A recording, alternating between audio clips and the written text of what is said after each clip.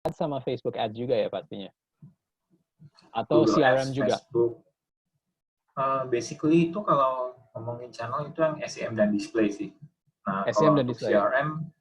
CRM mungkin untuk execution-nya aja. Kan CRM itu kan dalam manajemennya, tapi untuk execution sendiri kan untuk memakai media-media, paid media, on media, earned media, dan lain-lain. Jadi dari sisi execution-nya juga kita pakai display dan SEM juga untuk CRM. Gitu sih.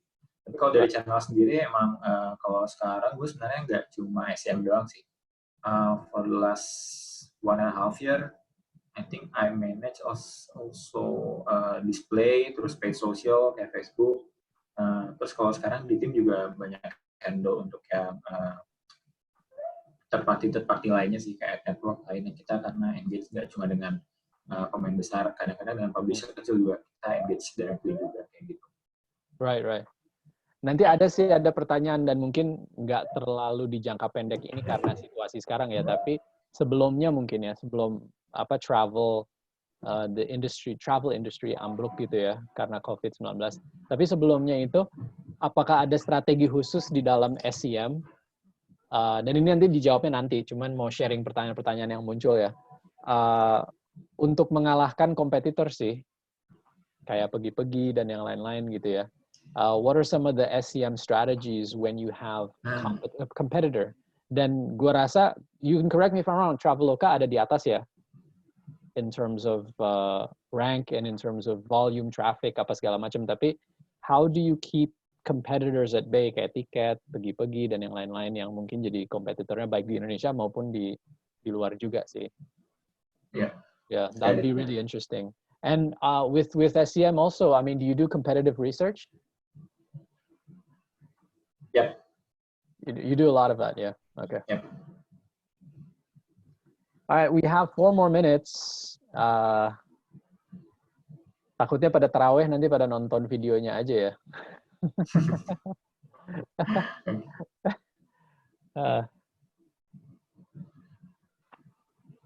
BTW background-nya di sini ada yang udah sempat professional background gitu nggak sih?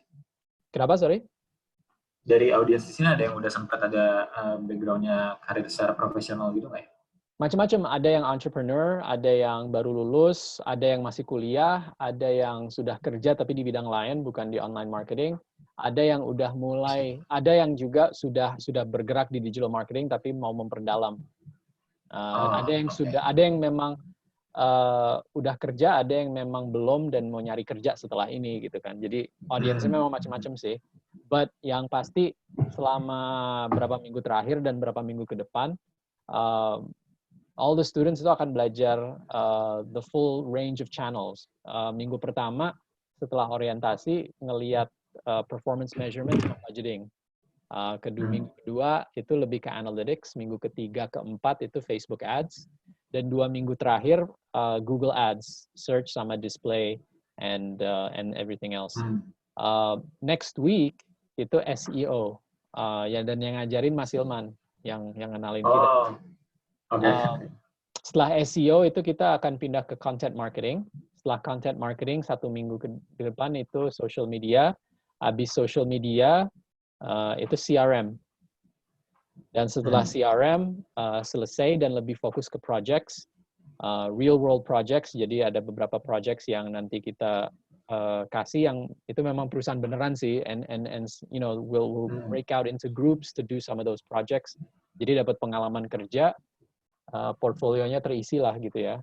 Before some of the students go back to their full-time job, some of the students will be looking for work di digital marketing even with the difficult conditions right now. Would be interesting to get your insights on what the industry is like in terms of opportunities for jobs gitu ya. I see. Okay, so we have 2 more minutes. Mas Adit, silakan get comfortable and ada presentation deck ya? Ya, ada. So, udah sempat di-share di session sebelumnya juga sih dengan Glenn sebelumnya. Iya, didaur ulang aja. Iya, didaur ulang. Materi is really good. I saw the deck is really good. Looking forward to it actually. And itu ngerekap juga apa yang dipelajari selama 2 minggu ini. So, One more minute, guys. Kalau ada yang mau ke kamar mandi, mau ngambil snack, silahkan. We'll start in less than a minute.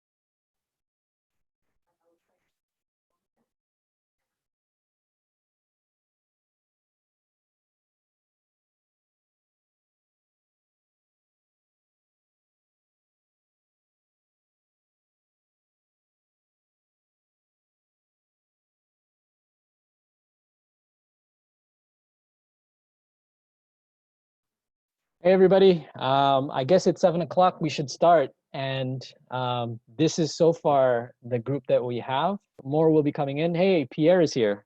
What's up, Pierre? Hey. Did Matteo twist your arm to join? No. Good to see you, man. I just finished a happy hour at the office, through Office Google Hangouts. So here I am. Oh, there you go. Hey, everybody. Pierre, just quick introduction to Adit as well. Pierre is going to be our CRM instructor in a few weeks. He's currently, posisinya apa ya Pierre sekarang di Stashaway? I had the online marketing and CRM in Stashaway, Stashaway, yep. Startup based in Singapore. Dan Pierre ini orang Indonesia tapi udah lama di Singapore. Gua ketemu Pierre di Zalora ya dulu ya. Back in the day. Halo semua. Long time ago. Face a little bit. Itu Isha ya di sana ya? Iya kayaknya baru. Baru Isha ya, it's Singapore. Alright, perkenalkan everybody. I want to introduce you to Aditya Reza. He's the performance marketing lead at Traveloka, and he was introduced to me by next week's instructor, which is Mas Ilman Akbar, who will be teaching you SEO. But Aditya Reza was previously a software engineer, right? And he shifted career after he joined Traveloka as a software engineer, and now is in marketing and heading performance marketing. Quick, really funny story. In my previous startup, Satipa, my team, we were actually trying to, I forgot and I didn't realize it, but we were trying to hire him as a software engineer, but he decided to join Traveloka because all of his buddies were at Traveloka and he didn't decide to join Satipa, and that's why I sold the company. Okay. Not really, but essentially, Small world, huh? Great to have you there. You could have been a software engineer and probably do marketing, but I'm pretty sure that you learned a lot of it at Traveloka. So without further ado, untuk yang udah di sini, menghormati yang udah di sini, kita mulai aja. Jadi malam ini strukturnya adalah Aditya akan sharing presentasi tentang SEM. Presentasi ini juga yang dulu dikasih di Glints. Just as an introduction to get everybody warmed up. Abis itu, we're going to go to Q&A. We're going to prioritize your questions. Jadi kita akan memprioritaskan semua pertanyaan-pertanyaan kalian. Tapi kalau kalian nggak ada pertanyaan, gue yang nanti akan nanya sama Matteo. Jadi if you want to take control of the discussion, you guys should ask questions, okay? Aditya bebas pakai bahasa Inggris, bahasa Indonesia, tapi mungkin teman-teman lebih prefer bahasa Indonesia. Okay? Sure. Okay. All up to you. Okay. Thanks for the introduction, Bang Razi. Untuk sekarang, as mentioned by Bang Razi, jadi kita bakal ada deck yang akan gue share dulu, yang sebenarnya sebelumnya udah sempat dipakai juga untuk sessions expert class-nya Glints. I will share to you. But sebelumnya mungkin perkenalan diri lagi ya. Jadi ya halo teman-teman semua. Jadi gue Adit. Dulunya software engineer karena emang background-nya itu dulu electrical engineer waktu kuliah. Emang electrical engineer, dan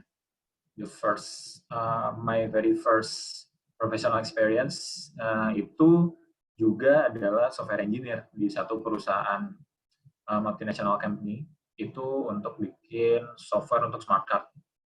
Dan yang gue buat di sana adalah gue bikin operating system. Gue bikin operating system untuk kartu yang sekecil itu.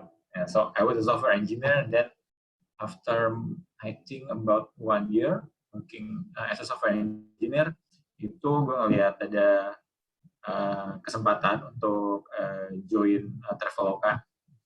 Ada beberapa pilihan sih, termasuk itu Kasitipe.com juga. Waktu itu masih ada Bang Razi di sana, ditawarin teman untuk jadi, kalau nggak salah untuk jadi front end developernya. But then I decided to move to Traveloka karena ada beberapa teman juga alma mater yang udah di Traveloka lebih awal, dan they encourage me to join the team. Karena timnya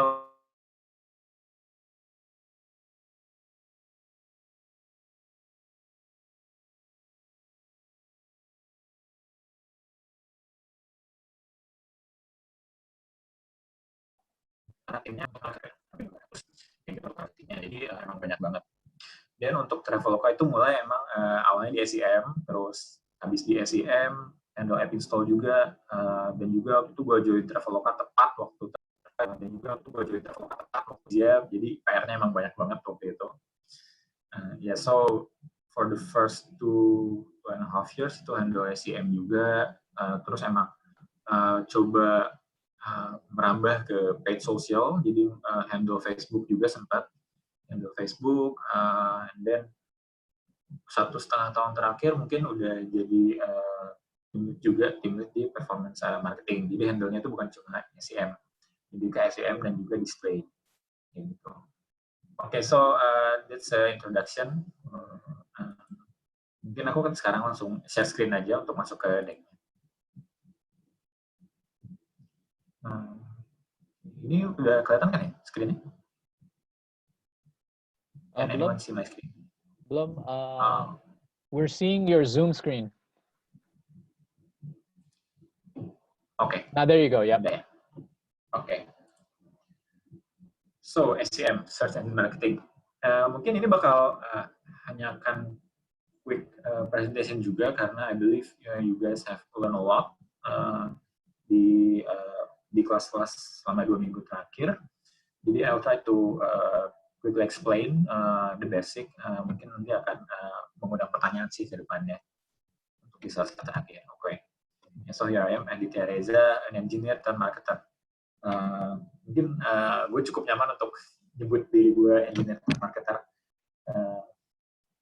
karena sekarang, apalagi sekarang mungkin nggak sedikit ya, untuk marketer itu background-nya nggak cuma orang-orang yang kuliah marketing atau marketing communication, tapi benar-benar bervariasi banget background-nya. Jadi dari manapun background kalian gitu, sebetulnya nggak menutup sama sekali kesempatan untuk jadi digital marketers. Gitu. So I'm currently leading performance marketing team in Traveloka. Okay, so ini waktu agenda Green Expert Class, jadi ada 6 agenda. Pertama lebih ke basic. Second one is how is the campaign structure in Google Ads, and then we move to measurement, how to determine and track your KPI, and then also optimizations, gimana caranya dapat performance yang paling bagus. Jadi apa sih big strategy yang tepat? Tergantung dari KPI-nya kita. Terus ada case study juga, yang waktu itu emang temanya karena how to maximize return on investments, dan terakhir itu how to do more advanced Google Ads, especially SEM sih. Okay, so for the first agenda, how it works. Jadi ini cukup clear dan obvious. What's the point of search ads? Jadi mungkin in a simple sentence, it is meant to help businesses stand out in search result and get noticed by people who are searching. So ada 2 keywords di sini, nomornya stand out dan juga searching. Stand out. Kenapa stand out? Karena kalau dilihat di sini itu ada, kalau orang search by Adidas shoes, kalau nggak ada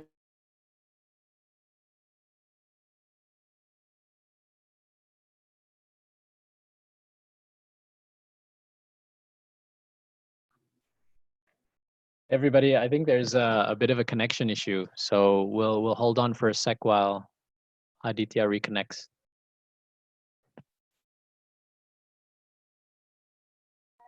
Oke, Kak.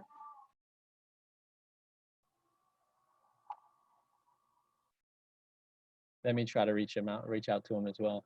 Hold on. Mungkin recordingnya bisa di-pause, Firi atau Amel? Yes. Okay, sure. Sorry, where were I? Tadi sampai mana ya yang kedengaran?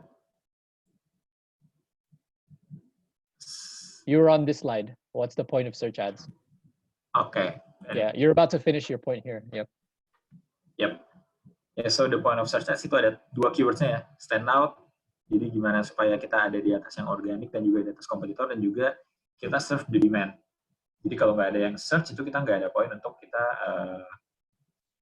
serve, untuk kita ikutan SEM, untuk nge-beat di SEM. So this is the fundamental of Google Ads search. So the first one is targeting. Jadi ya emang keyword. Jadi kalau misalkan untuk display marketing, biasanya kita target, kita udah punya ads, kita push ke audiensnya. Jadi kita milih audiens yang mana yang mau kita kasih ads kita, yang mana yang cocok dengan produk yang kita offer.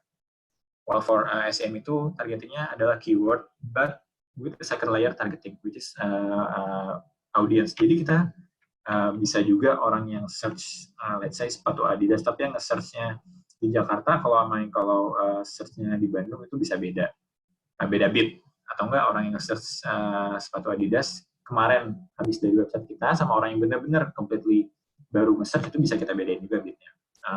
Kita bakal gue explain later. Terus ad formatnya itu text.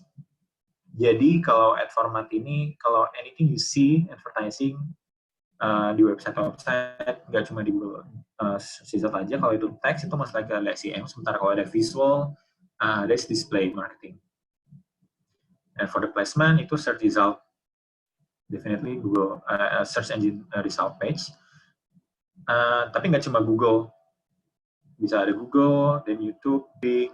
Kalau di Rusia itu yang gede ada Yandex, dan kalau China Baidu, dan for South Korea itu Naver. Nah, tapi karena sebetulnya search engine di most of countries itu yang dominate market share dari search engine itu adalah Google. That's why biasanya kita belajar Google itu cukup. Biasanya kalau Bing itu menyesuaikan juga dengan Google, mulai dari campaign structure, and then how bidding strategy itu juga biasanya ngikutin Google Search juga. Nah, so the placement is Google, YouTube, Bing, dan lain. Dan juga ini namanya Google Search Partner gitu sih. Nanti bakal dijelasin lagi juga Search Partner. Jadi nggak cuma di result page doang, tapi bisa juga ada di website lain. Dan juga buying methodnya itu CPC. So you're not paying anything if user doesn't click our ads. Nah, jadi Google Search itu gimana sih? Jadi kalau ada orang yang search, of course the system itu akan find all the matching keywords. Lalu Google akan milih juga yang mana sih yang eligible, itu tergantung dari targetnya, misalkan country-nya, terus juga minimum threshold untuk bidnya juga ada kayak gitu. Jadi kalau eligible, nanti diurutin lagi yang mana yang ad rank-nya tertinggi, dan yang ad rank-nya cukup aja yang nanti ada muncul di search result. Nah, apa sih ad rank? Nah, inilah ad rank formulanya. Jadi ad rank itu penting untuk menentukan positions. Ad rank itu adalah formulanya itu adalah bid, ad quality, search context, dan juga other signals. Nah, tapi yang paling penting sendiri adalah ad quality dan juga search context. Sorry, yang 3 ini. Search context ini baru diperkenalkan sih kalau sama Google. Jadi kalau awal mungkin 3 atau 4 tahun lalu itu hanya bid dan juga ad quality yang mempengaruhi ad rank. Nah, tapi sekarang Google udah nambahin berbagai macam signal untuk nentuin ad rank selain dari bid dan ad quality. Nah, ad quality-nya sendiri adalah yang paling key-nya sih kalau kita pengen punya performance yang bagus, pengen punya CPC yang rendah. Jadi kita ad yang relevance, landing page kita harus bagus, jangan sampai ad copy kita udah bagus banget, user mau klik, mau landing ke website, tapi setelah nyampe di website-nya nggak bisa navigate ke any other page, jadi usernya bouncing. Mas Dan Adit, juga ekspektasi CTR-nya. Yep. maaf motong, tapi maybe we could go into the more advanced maksudnya topics of the presentation, because I think the students have went through this udah 2 minggu sih. Sure. So Sure. mungkin ke yang lebih advanced aja sih langsung. Karena juga pasti banyak pertanyaan nih udah mulai masuk. Iya. Kayaknya pada tertarik sama karir lo deh, bukan tentang Google. Okay. More on the informal chat. Oke, jadi cukup penting juga, mungkin I will go to this. Jadi kalau untuk Google itu nggak cuma, kata aku bilang targetingnya itu keywords, tapi nggak cuma keywords doang, kita bisa juga tambah second layer targeting. Jadi misalkan ada orang yang, ada search term beli sepatu Adidas. Nah, terus ada 3 orang yang nyari beli sepatu Adidas. Nah, kalau kita ngebid misalkan certain amount of CPC yang mau kita bayarkan untuk beli Adidas shoes, tapi sebenarnya untuk 3 orang ini kita tahu, 1 dari 3 orang ini punya likelihood to convert itu lebih tinggi. Kenapa? Misalkan, orang yang pertama ini kemarin udah add to cart Adidas shoes-nya tapi bounce. Nah, yang kedua ini orang yang recently made purchase in our site, jadi dia baru aja beli sebenarnya, tadi pagi misalkan. Yang ketiga, completely new, no signal. Nah, in this case, orang yang paling kiri itu kan yang paling likely untuk beli Adidas shoes karena dia udah add to cart. Sementara orang yang tengah ini, dia unlikely untuk beli karena dia baru aja beli. Mungkin dia mungkin dia nyari lagi, Adidas shoes itu hanya untuk membandingkan harga, kira-kira harganya sepatu yang lain berapa ya Adidas, atau harganya kira-kira turun nggak sih, kayak gitu. Jadi kita bisa tambahin adjustment gitu sih. Jadi misalkan yang ini kita mau bid lebih daripada yang ini. Nah, kalau yang ini bahkan kita mau exclude itu bisa juga. Jadi nggak cuma keywords doang, bisa ada second layer targeting. So this is quite important, dan terutama untuk pemain-pemain kecil, untuk small player itu harus benar-benar ngefilter, karena kalau kita misalkan Adidas shoes ini search volume-nya itu tinggi banget, dan pasti pemain besar, apalagi brand owner itu ngebid dengan harga tinggi. Nah, kita nggak mungkin bisa menang untuk setiap option-nya. Jadi kita harus benar-benar pilih option yang benar-benar kita kira will bring conversion to our page. Dan untuk yang itu kita berani bayar lebih, karena conversion rate-nya akan lebih tinggi. So this is the second layer targeting I mentioned. I think this is more on the case study. Jadi I think I will just skip it. The point is, kalau untuk dapat performance optimum itu kita harus plan yang dengan baik juga, karena fail to plan equal to plan to fail. Jadi sebelum kita mulai ini campaign, kita harus forecast yang benar. Forecastnya itu apa? Bisa dari Google Keyword Planner. I believe you guys has tried Google Keyword Planner. Jadi dari Google Keyword Planner kita bisa tahu untuk setiap keywords itu search volume-nya berapa, terus estimated bid atau CPC yang disuggest oleh Google itu berapa. Terus kita bisa pakai asumsi-asumsi, mungkin bisa pakai benchmark dari industri benchmark untuk CTR-nya berapa, terus conversion berapa, kita pakai itu, sehingga kita bisa tahu sebenarnya yang bisa kita dapat dari keyword-keyword ini adalah berapa sih revenue-nya. Dan revenue-nya ini sebenarnya harus didapat dengan cost berapa, jadi kita bisa sesuaikan. Nah, misalnya kalau kayak gini, setelah kita hitung, kita bisa dapat revenue 13 juta dengan cost 3,6 juta. Nah, berarti kalau kita punya uang 4 juta itu mungkin akan useless sisanya, gitu, atau nggak benar-benar optimal, gitu. So, this is the advantage. Sebenarnya yang waktu di Glimpse itu nggak gue bahas. Kenapa? Karena ini waktu itu cuma spoiler doang, karena waktunya memang terbatas. Kalau yang Glimpse emang covernya cukup basic. Tapi kalau untuk advance itu ada 3 sih mungkin gue bilang, kalau mau lebih advance pakai Google Ads. Yang pertama itu automated rules. Automated rules, kenapa? Karena maksudnya apa sih automated rules ini? Automated rules itu adalah rules, actions yang kita set akan aktif ketika suatu kondisi tercapai. Misalkan, kalau CPC lebih dari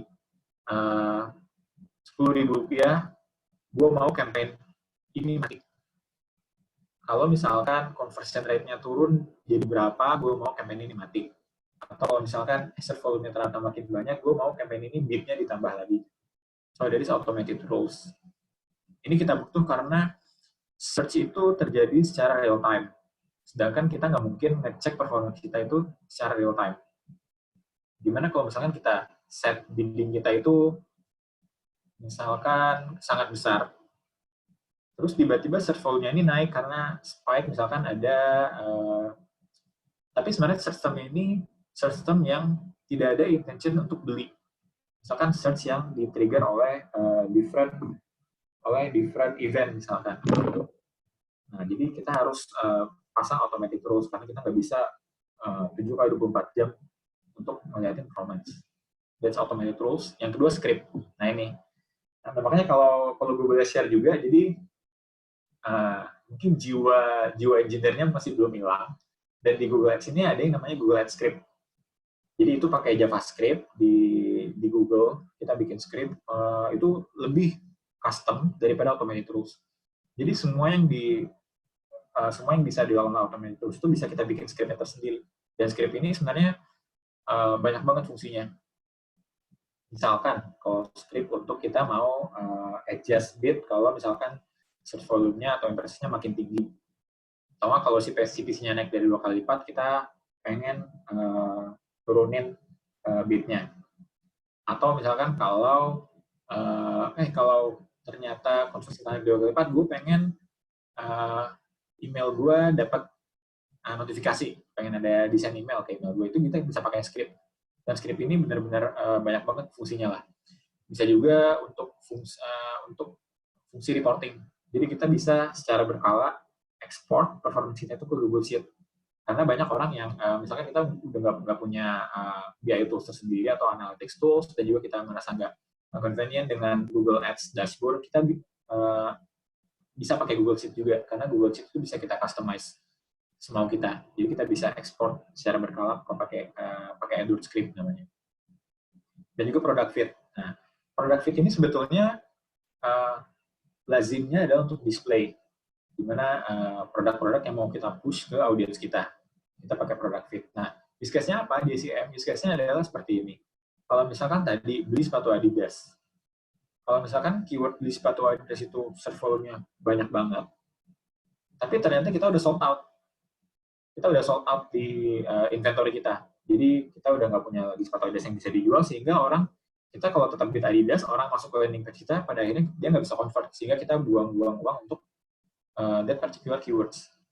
Nah, mungkin kalau hanya satu inventory itu gampang, masih manageable. Jadi kalau misalkan orang beli sepatu Adidas udah nggak ada, kita update aja campaign-nya manual. But imagine if we have thousands of inventories. Kita nggak cuma sepatu Adidas doang. Misalkan kita mau manage-nya lebih spesifik lagi, sepatu Adidas Ultra Boost ukuran 39, sepatu Nike ukuran 42, Air Jordan ukuran berapa. Kalau kita mau manage itu in a very high large scale, itu better kita pakai product fit. Jadi kita bisa manage bid kita sesuai dengan kita inventory-nya ini ada atau enggak sih. Itu use case pertama. Use case kedua adalah supaya kita bisa main-mainin ad copy itu lebih dynamic. Jadi kalau misalkan sepatu Adidas Ultra Boost itu harganya misalkan 2 juta. Terus misalkan besok harganya itu turun. Harganya itu turun, ada diskon misalkan dari supplier-nya. Nah, itu kita nggak usah manual update di Google Ads-nya.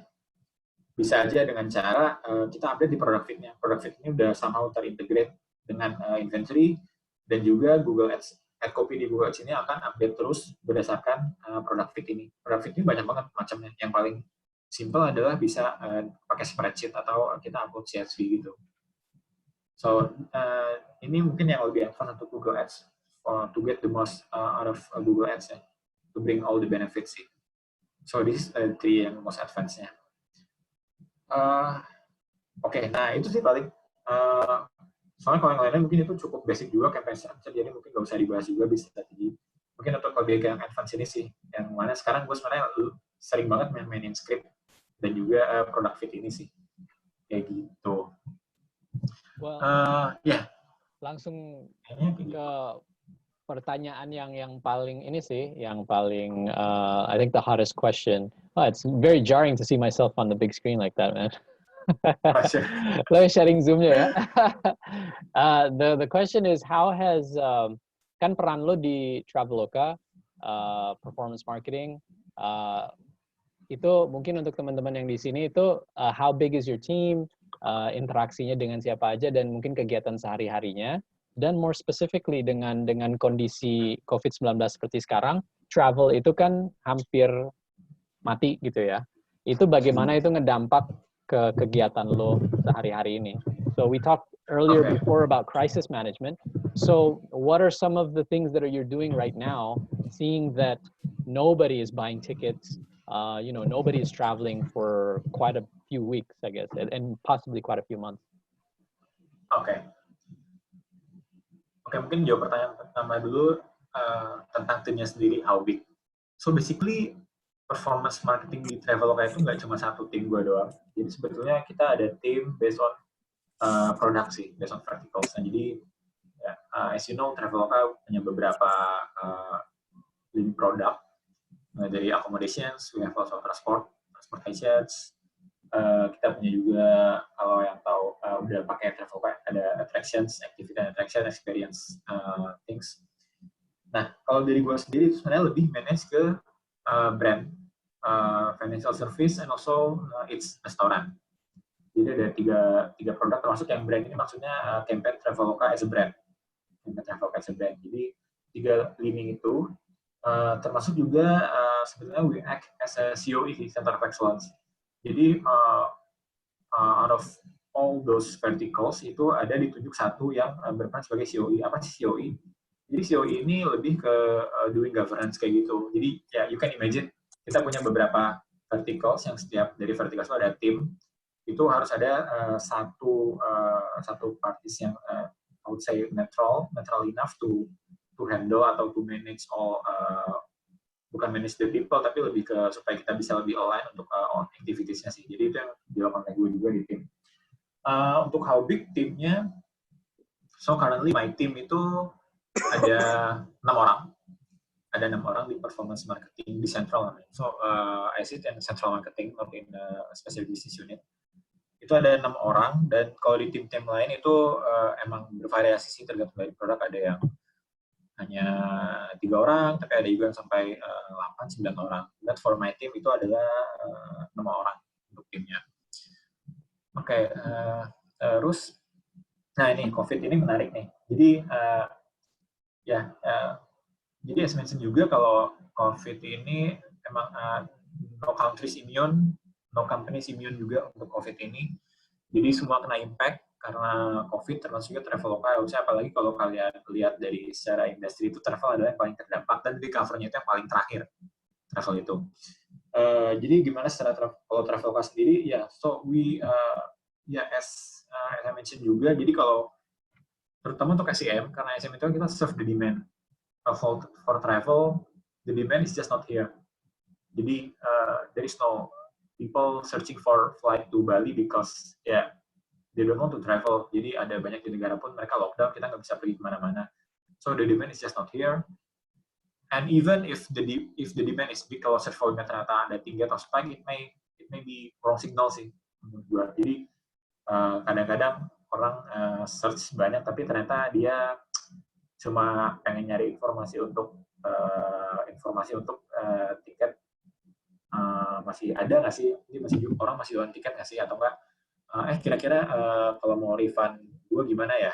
Akhirnya dia nge-search booking.com atau pergi refund, auto refund. Jadi itu kan bukan untuk convert, tapi untuk refund. Jadi itu artinya jangan sampai kita mengartikan itu sebagai signal untuk conversion. It won't bring any revenue sih kayak gitu. Jadi jangan sampai mengartikan signal salah. Termasuk untuk display juga. Jadi nggak ada gunanya kalau kita benar-benar agresif untuk nge-push marketing ketika orang sebenarnya nggak bisa bepergian. So, to answer what I do during this COVID sih, sebenarnya lebih ke ngerjain apa yang tidak sempat gue kerjain sebelumnya. Itu yang pertama. Kenapa? Karena believe or not, jadi banyak banget.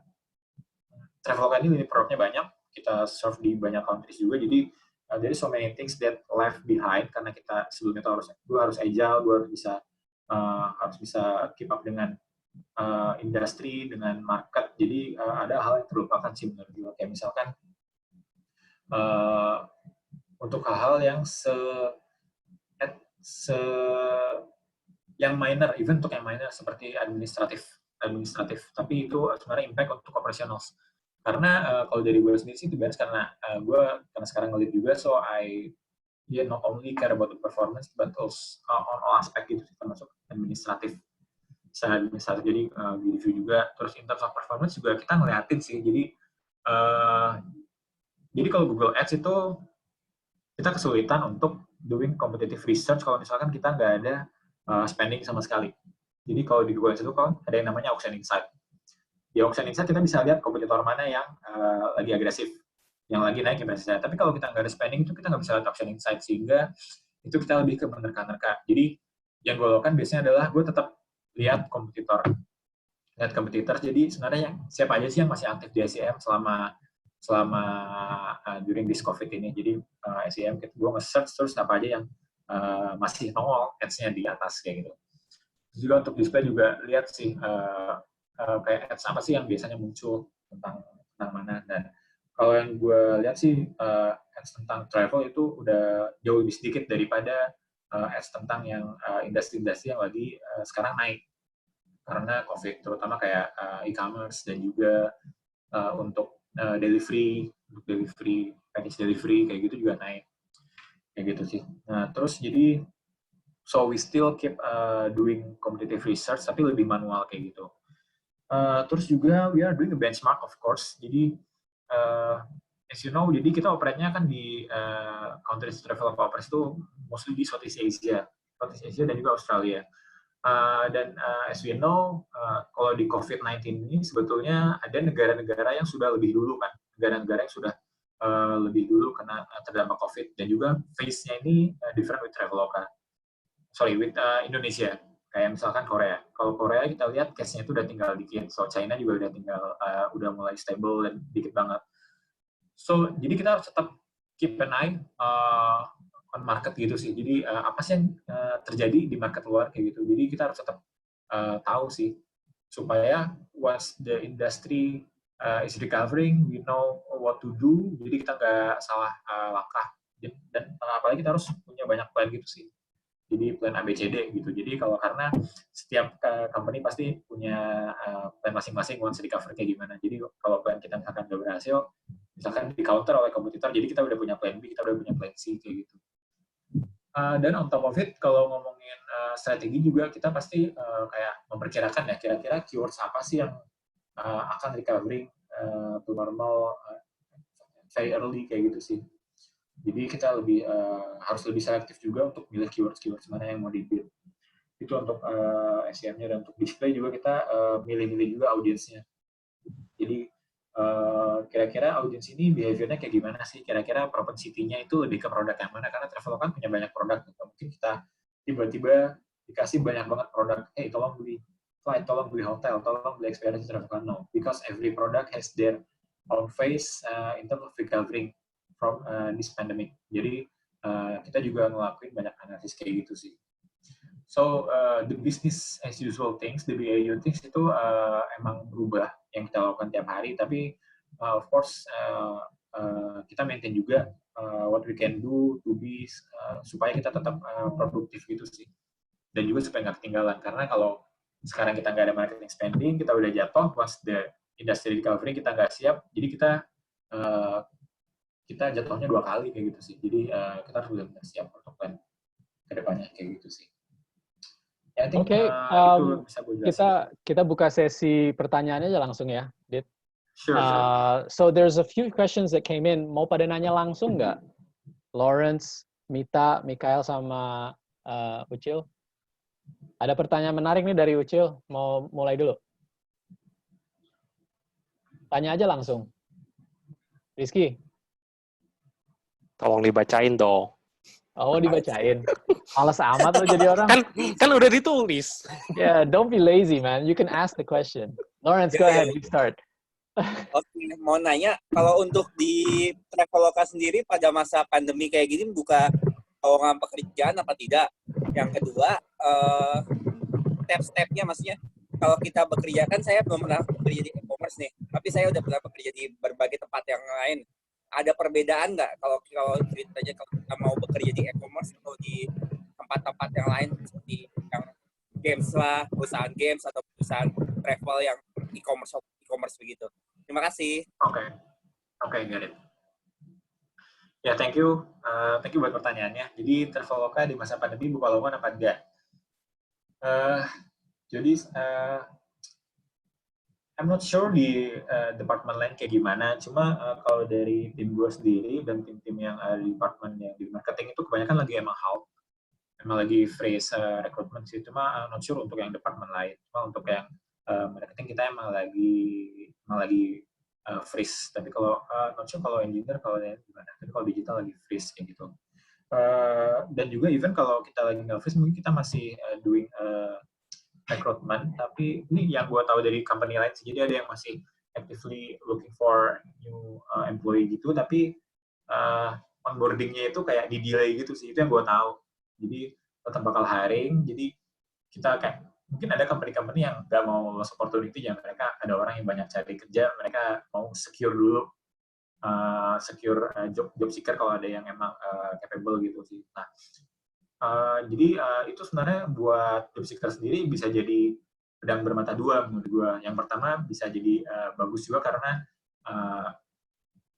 company masih looking for new people, apalagi untuk industri-industri yang of course ada industri yang turun dan industri yang naik, kayak misalkan package delivery kayak gitu, mereka pasti lebih banyak orang kayak gitu. Terus untuk industri yang kayak gini juga masih mungkin yang tadi gue bilang yang akan delay untuk new joiners-nya on board. Itu masih akan looking for new people, tapi mungkin jadi nggak enak ke kitanya kalau misalkan mereka tunda onboarding-nya. Gue ada ngeliatan kayak gitu. Buat kitanya jadi digantung sih.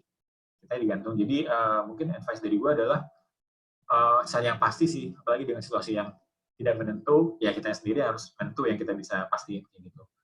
So to answer Traveloka, for my team and other digital marketing itu we are freezing recruitment sih. Jadi kalau lihat, mungkin dari website juga kelihatan kali ya, kalau yang apply sekarang nggak akan di respons kayak gitu sih. Sebaiknya apply dulu sekarang langsung, meskipun onboarding-nya lama atau onboarding-nya ditunda, atau cari yang lain. Nah, kayak gini nih. Jadi menurut gue sekarang apply dulu aja. Kenapa? Karena kayak gue bilang tadi, dengan kita freeze hiring berarti orang rekruternya ini berarti akan lebih sedikit kan orang yang ada CV yang masuk tuh lebih sedikit. Jadi their load also become less kan ya. Jadi untuk nge-review mereka jadi lebih bisa banyak yang di-review. Jadi kalau sebelumnya yang masuk banyak banget, mereka doing review benar-benar rough review, nggak benar-benar jelas. Sekarang jadi mereka ada waktu untuk melihat benar-benar detail for every people applying to certain job kayak gitu sih. Nah, tapi kalau misalkan ada yang lebih pasti, menurut gue ambil yang lebih pasti dulu. Jangan ke yang nggak pasti gini sih. Karena anyway, you know what the best for yourself lah. Jadi jangan sampai gantung gitu sih. Menurut gue kayak gitu. Okay. So Lawrence, I'll ask your question. I'll read your question then, just because you're so lazy, man. Lawrence writes, dia penasaran. Dulu kan Aditya background-nya engineering. Pertanyaannya ada 3, and it's quite relevant tiga-tiganya. Bagaimana sekarang bisa catch up performance marketing? Itu prosesnya berapa lama mungkin, atau step-nya gimana? Kedua, bagaimana bisa dapat kerjaan di performance marketing? Itu mungkin bisa cerita kualifikasi yang waktu itu ada, itu apa gitu kan. Sama ketiga adalah bagi tips buat teman-teman, kan banyak juga teman-teman di sini yang background-nya bukan marketing, tapi untuk bisa masuk dan dapat pekerjaan di performance marketing itu, kira-kira tips-tipsnya apa untuk dilakukan dari sekarang? Oke. Jadi pertanyaan pertama dulu, gimana gue bisa catch up performance marketing despite different background. Jadi Gimana sekarang bisa Kalau- catch up ke performance marketing meskipun background-nya engineering dulu? Yep. Jadi dulu sebetulnya, ini ada cerita lagi nih, waktu gue baru masuk Traveloka sebetulnya gue handle palu gada gitu sih, palu kata gue ada, karena orangnya masih dikit. Dan kebetulan gue waktu itu banyak handle yang mungkin bisa dibilang data guy. Jadi gue banyak bikin automation, scripting, gue bikin dashboard, even I query itu using SQL juga ke database, even I learn database language itu banyak juga, gue belajar Python juga. Jadi sebetulnya gue di tahun pertama itu bisa dibilang data guy. Nah, jadi gue selain gue data guy, gue merasa gue punya waktu setahun juga untuk belajar tentang bisnis, tentang marketingnya sendiri, tapi nggak ada pressure untuk bisnis sendiri kayak gitu. Jadi itu menurut gue kalau dari gue sih enaknya kayak gitu dulu. Jadi once setelah setahun gue decide untuk benar-benar istilahnya handle account, handle performance, itu gue sebenarnya udah tahu banyak juga. Nah kebetulan juga karena kalau performance ini sebetulnya kalau perusahaan-perusahaan kayak yang Traveloka atau e-commerce yang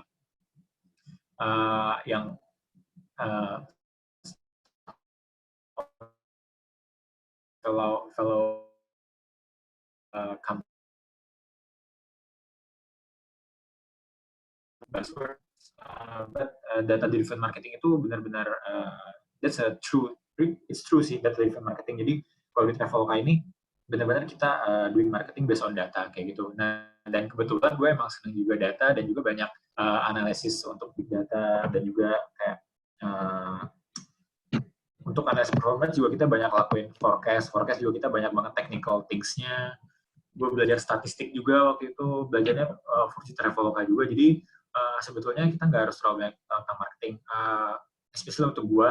Sebenarnya malah jadi benefit buat gue sih karena backgroundnya sebagai engineer. Jadi mungkin untuk logiknya sendiri emang ada advantage dibanding yang lain kayak gitu.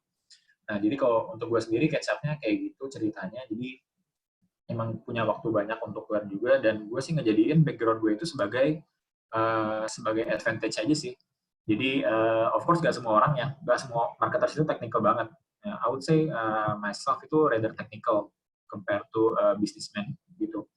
Tapi itu advantage juga buat gue technical, gue tahu banget, gue bisa communicate well with product manager or with engineering to make certain business requirement. Yang kayak gitu itu jadi benefit juga buat gue sih. Nah, jadi kayak gitu ceritanya gue untuk catch up ke performance marketing. Jadi untuk mengubah apa yang sebelumnya nggak banyak dipakai di marketing, gue jadi benefit buat gue aja kayak gitu. Kalau dari sisi gitu sih, terus, kreativitasnya, as an engineer, is that something that was natural for you? Nah, untuk kreativitas engineer juga sebetulnya kalau engineer itu dibandingkan dengan marketers, kalau yang gue lihat di kantor sekarang itu perbedaan paling besarnya adalah kalau engineers itu they are very detailed dan juga secara operasional mereka itu bagus. Jadi secara operations they are doing things perfectly, itu there is no mistakes. Jadi pay attention to very detail, while for yang non engineer tuh mereka sebenarnya memang itu in terms of strategy bisa mereka lebih kreatif kayak gitu. Jadi I admit that kalau yang backgroundnya kayak gue gitu mungkin untuk creativity mungkin kalah dibandingkan orang-orang yang background ini yang engineer, apalagi yang kalau communications atau yang social kayak gitu sih. Jadi I need to keep up on the creative side. Jadi untuk lihat sebenarnya kalau customer kayak gini harus di-serve dengan kreatif visual seperti ini kayak gitu. Nah cuma untungnya dulu kalau di SEM itu aspek kreatif itu nggak sebegitu berperannya untuk display marketing or YouTube kayak gitu. Karena kalau di marketing YouTube itu visual atau kreatif itu mempengaruhi, kalau gue nggak salah itu lebih dari 50% people consideration to klik sih. Jadi si itu diperoleh kreatif. Sebentar dari saya sendiri nggak terlalu dependent on the kreatif, lebih ke determining right budget and bid gitu. Jadi gue sendiri untungnya I would say gue punya banyak waktu untuk belajar semuanya itu pelan-pelan gitu sih, sehingga sekarang gue bisa bilang cukup basic foundation-nya itu cukup bagus sih karena dalam waktu yang lama juga kayak gitu. I think I can explain. Bisa catch up gimana? Lawrence, did it answer your questions? I think Okay. Lawrence is overwhelmed. Okay. All right. I'll move on to the next question, if that's okay with you, Okay. Lawrence. Mita, mau nanya langsung atau mau dibacain? Iya Kak, jadi itu ada 3 pertanyaan kan. Jadi yang pertama itu gimana sih challenge terbesar di tim itu selama ini, terus gimana cara nyelesainnya. Terus waktu, ya itu tadi udah dijawab kalau yang pandemi itu. Terus yang ketiga itu gimana sih favorit part-nya di dalam job selama ini, terutama di performance marketing itu most favorite fun part-nya itu apa gitu. Makasih Kak. Oke. Oke. By the way, tadi pertanyaan Lawrence ada yang belum terjawab ya, kayak tips pekerjaan di performance gitu. Iya, langsung I think di I'm gonna Mama answer these Razi. questions. Dia nanya lowongan aja sih, tapi tadi udah dijawab. Oke. Oke. Tips dapat kerja di performance. Nah, ini gue bakal kasih tahu aja karena gue juga mungkin 2 tahun terakhir gue emang hiring manager juga, jadi emang ya banyak ketemu juga dengan orang-orang. Jadi performance marketing itu sebenarnya tergantung channel. Mungkin kalau performance dibagi jadi 2 doang, SEM display itu mungkin orangnya cukup berbeda gitu sih. Misalkan kalau SEM itu kita biasanya orangnya itu lebih technical, bisa doing analysis very well, karena kita dealing with thousands or millions of keywords. Bisa kalian bayangin kalau misalkan Tokopedia itu punya inventory banyak banget. Mereka punya sepatu Adidas, ada 100 merek sepatu. Mereka punya jual TV, ada 20 merek barang elektronik, dan mereka punya millions of keywords. Jadi untuk yang SEM lebih orang yang bisa cope with data sih, data yang banyak banget, terus bagus statistik skills-nya juga. Karena ya untuk SEM, sementara display itu juga cuma perlu juga analisis yang kuat, tapi lebih ke sense of creatives, dan juga untuk guessing the behavior of audience itu penting banget kalau di display. Jadi kayak audience yang biasanya visit website dengan topik seperti ini biasanya akan purchase dengan produk yang seperti ini. Jadi lebih ada analisis kayak gitu yang kalau di display gitu. This for SM and display. Jadi mungkin mereka lebih technical, display less technical, tapi lebih ke orang yang kreatif. Nah, terus kalau misalkan fresh grad nih, ceritanya fresh grad. Jadi kalau fresh grad biasanya apa yang kita butuh sebetulnya lebih ke hard skill sih. Apalagi orang yang misalkan 1 tahun pengalaman, itu biasanya akan gue tanya, jadi udah kuasain platform apa aja? Jadi apakah dia menguasai Google Ads? Kayak gitu. Jadi secara detail akan gue gali sih. Jadi kayak gimana sebenarnya dia ngerti Google Ads, dia ngerti nggak sih cara bikin draft and eksperimen di Google Ads kayak gitu. Kalau misalkan fresh grade-nya masih fresh grade yang belum pernah kerja, itu biasanya gue lebih nanya kayak lebih ke logic skill, terus gue akan kasih juga pertanyaan marketing, tapi dengan dia bisa understand without knowing any marketing terms kayak gitu. Dan itu banyak juga yang end up working well sih, performing good di Traveloka kayak gitu sih. Nah, terus kalau misalkan udah 2 tahun atau 3 tahun experience, biasanya lebih ke itu sih, how you make a strategy for your campaign, how do you forecast, how do you compete with competitors, lebih ke kayak gitu sih, lebih ke pengalaman kayak gitu.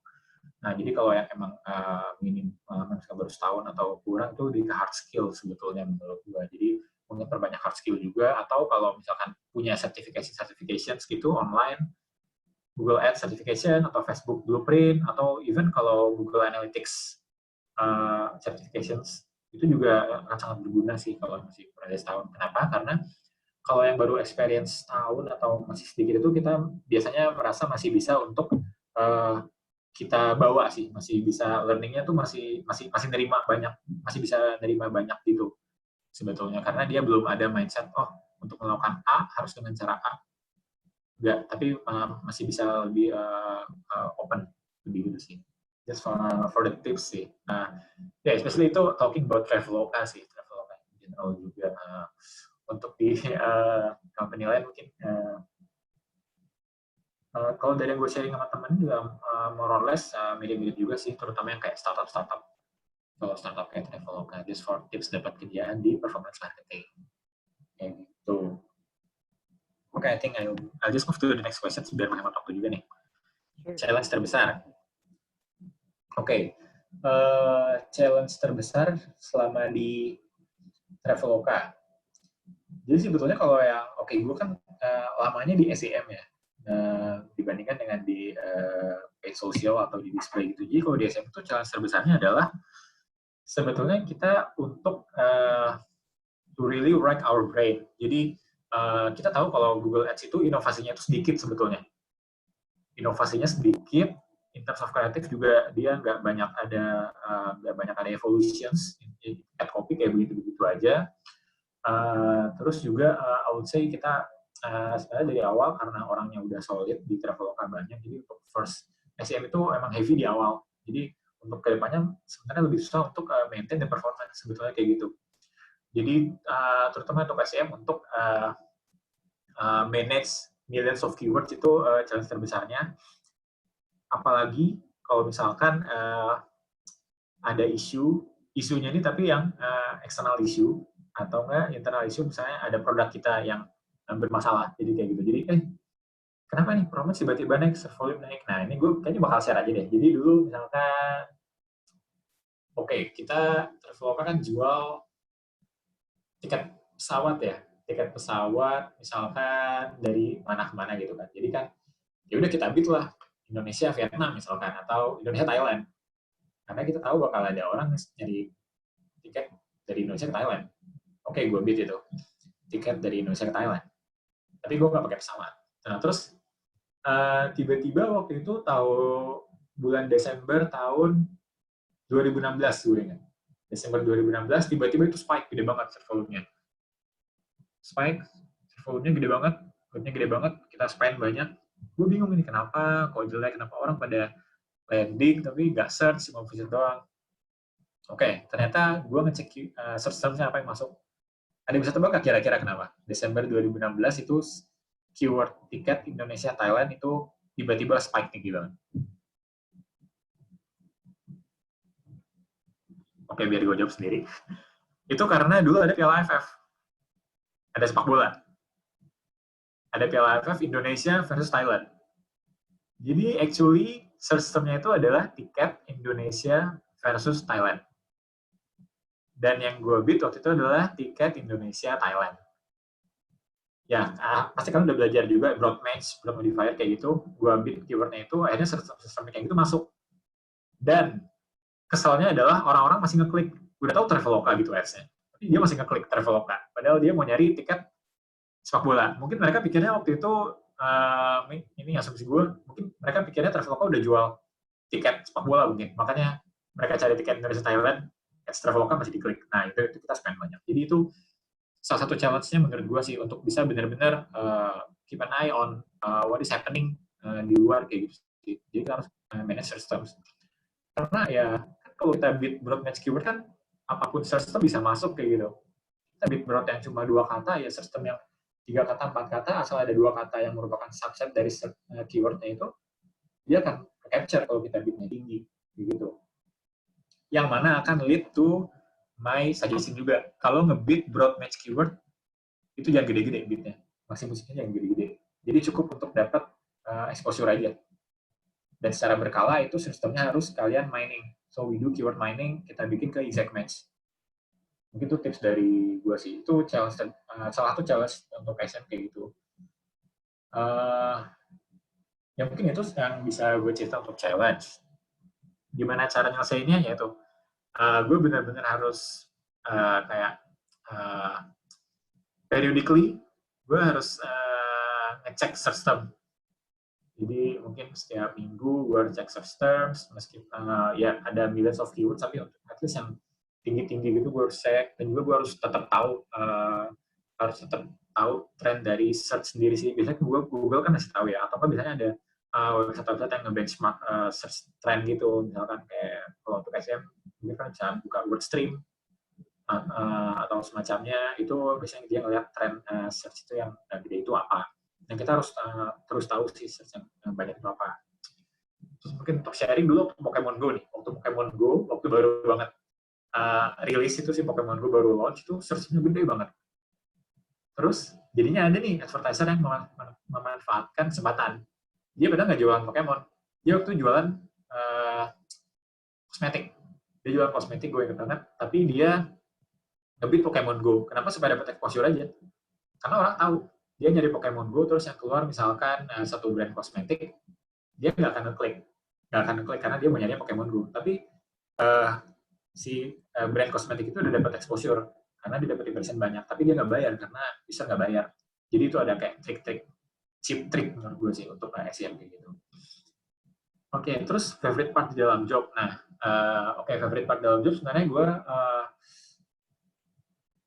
karena orangnya emang background gue cukup technical, jadi collaborating with engineers or product managers itu menurut gue cukup challenging dan juga tuh cukup menarik menurut gue sih, karena apalagi semakin kesini gue apalagi sekarang udah at managerial level,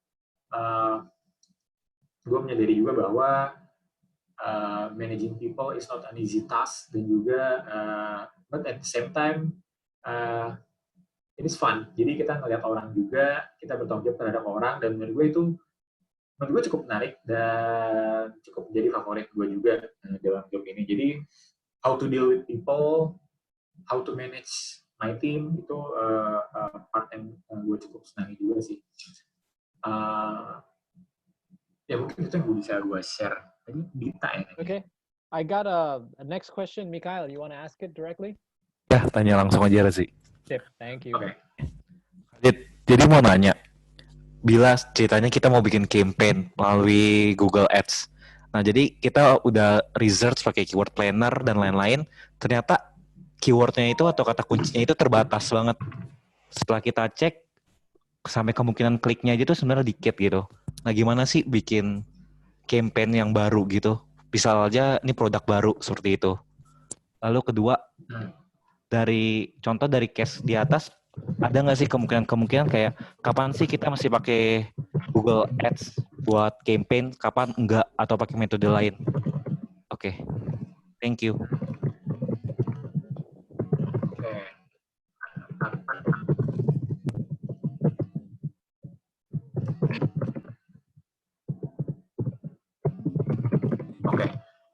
Sorry, yang pertama jadi pertanyaan adalah keyword yang search volume-nya itu dikit sebetulnya.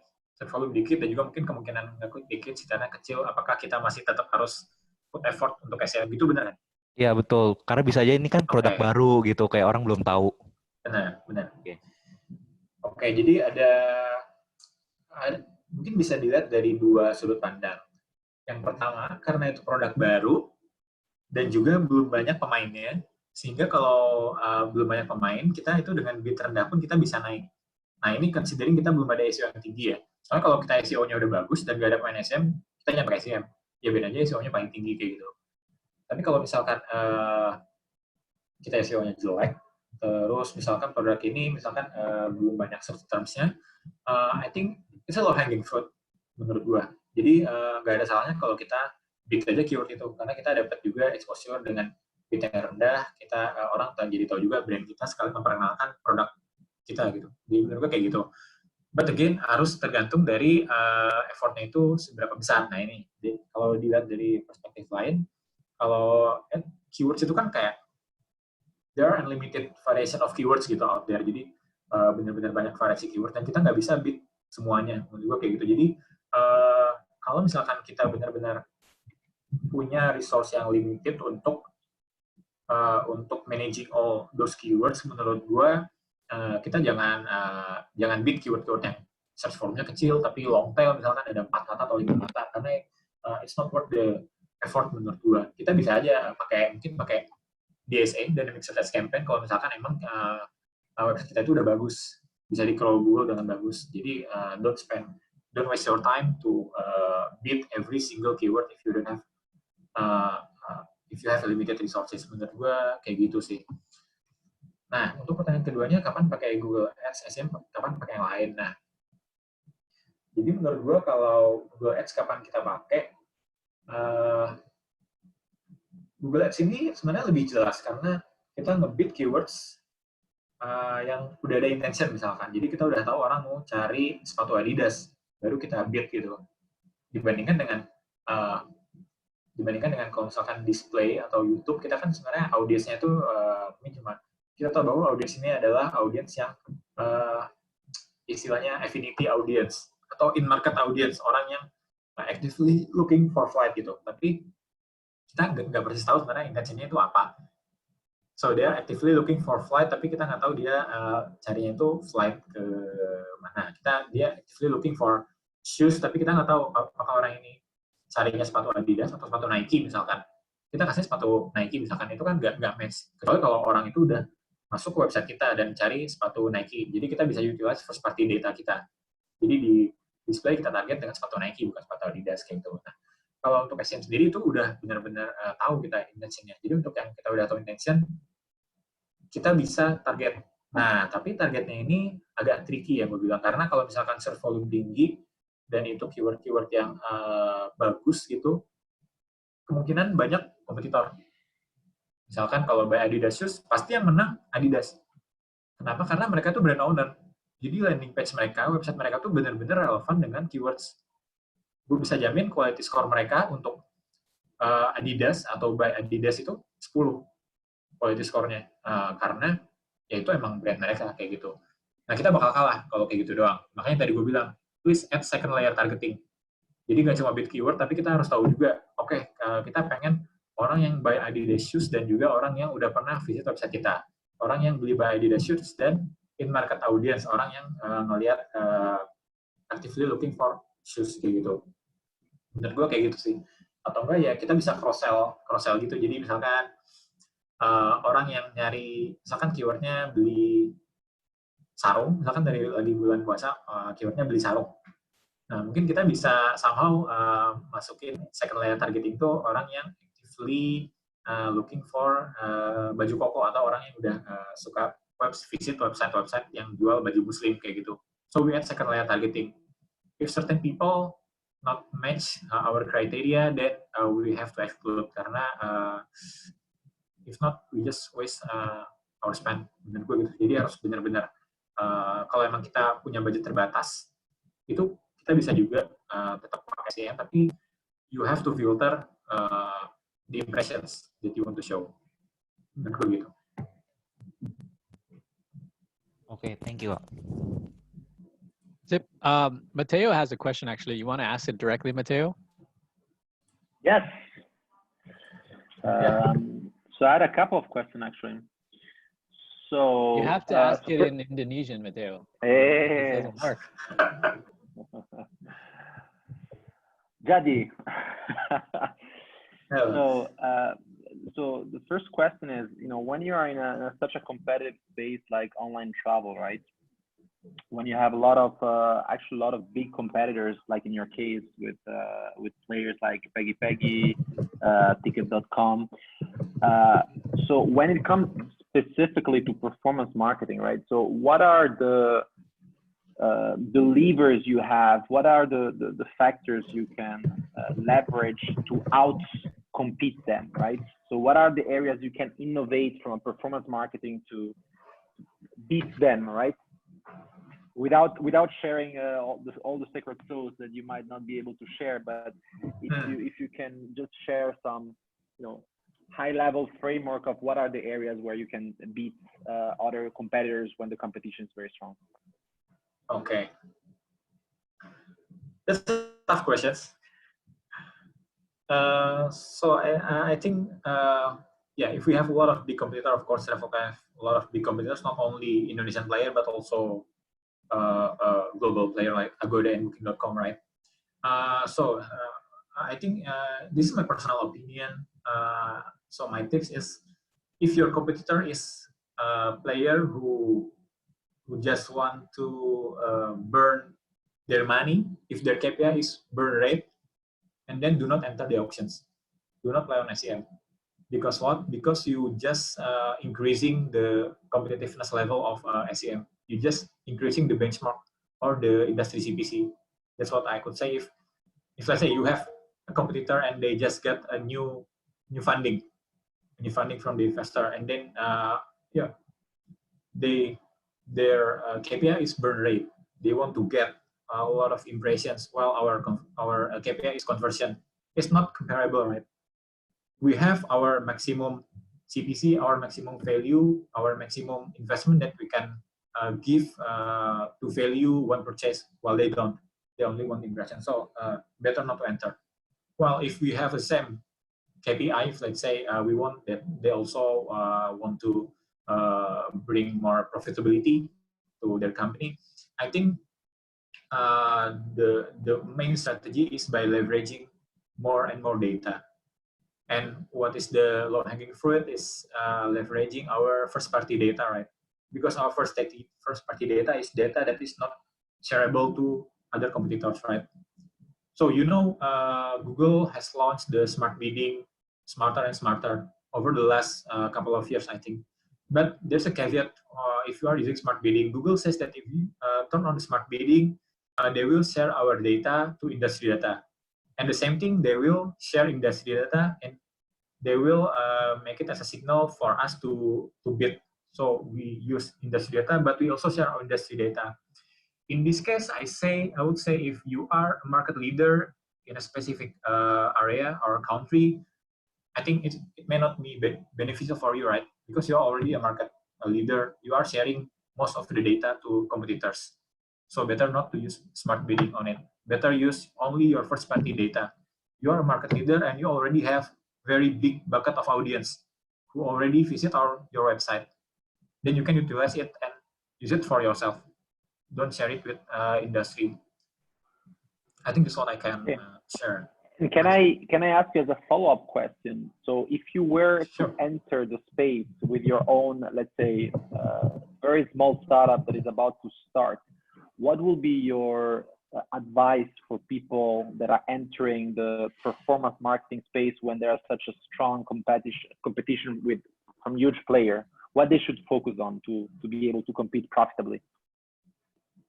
Okay, I think this is the same question asked by previous question, right? So if should we really use ICM?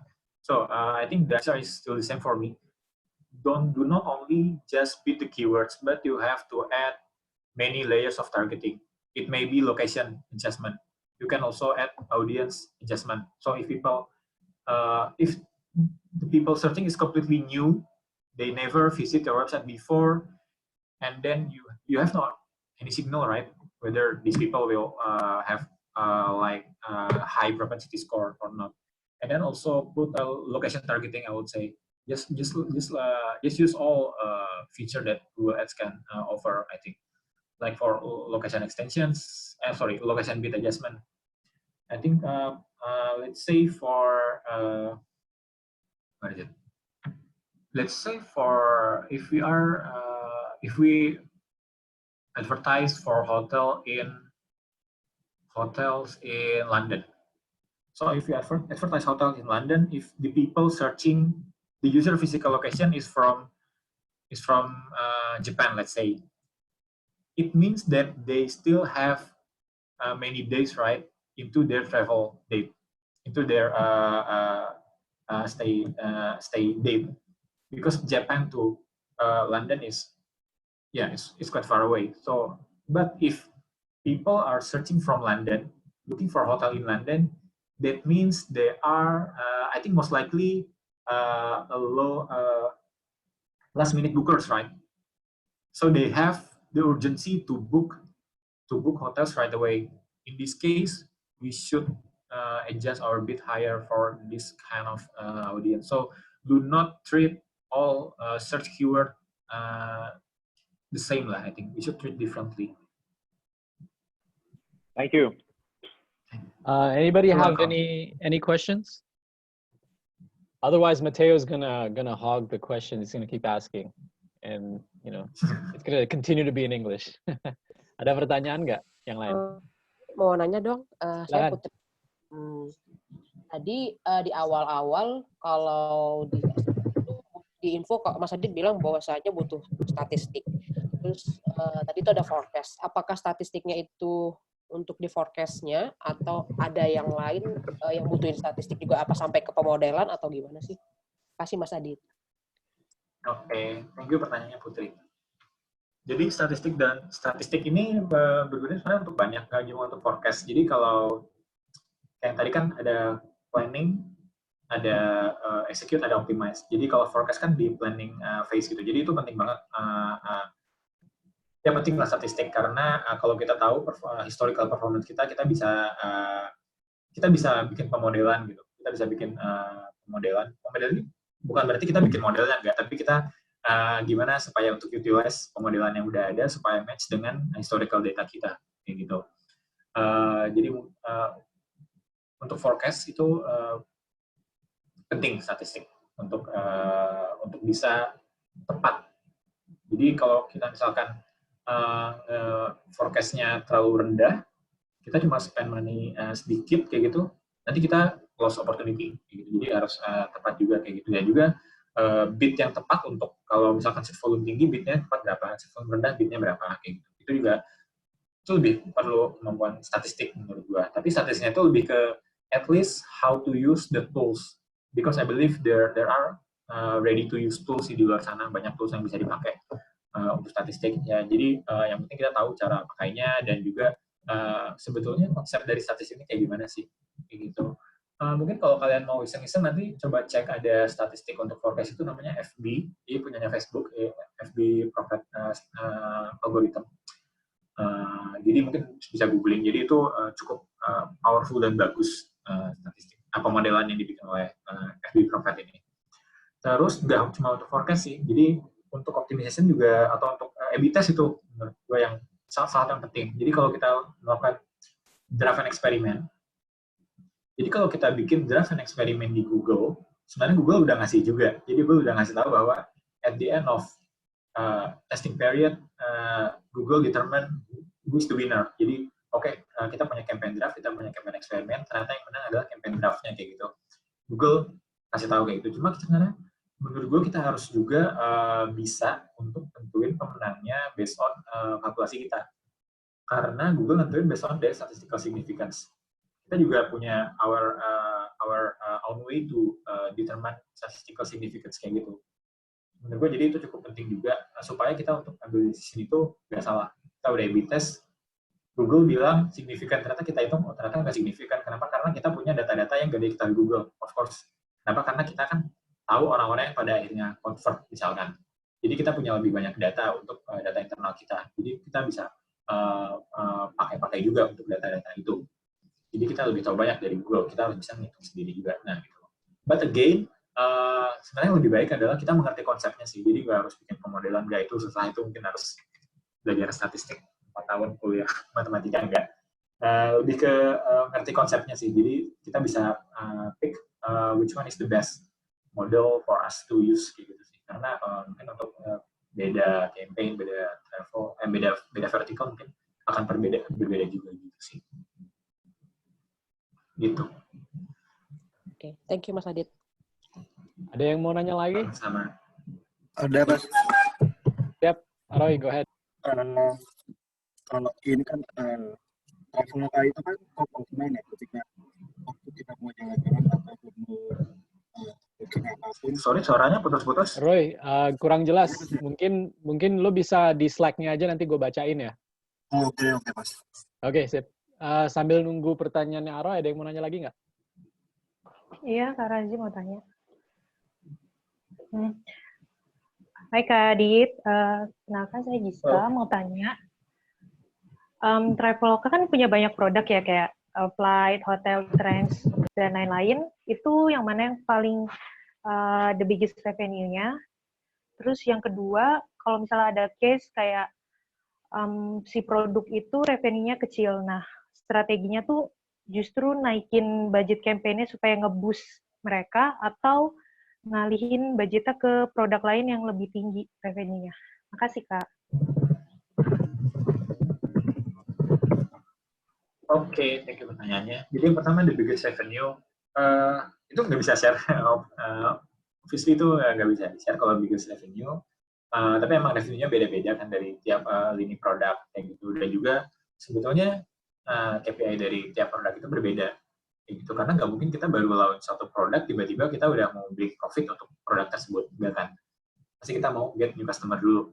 Jadi supaya orang mau dulu lah pakai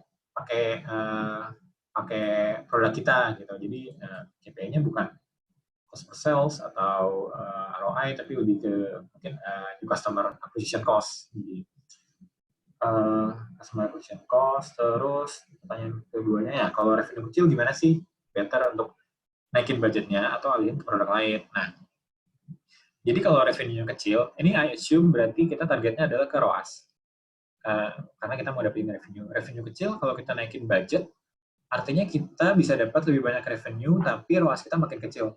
Karena di marketing itu kan ada yang the law of diminishing return, kalau kalian baca. Jadi semakin jadi kalau kita tambah spending kita, itu maka return kita akan semakin banyak juga, semakin banyak, sampai suatu titik, dia itu akan diminish, dia akan,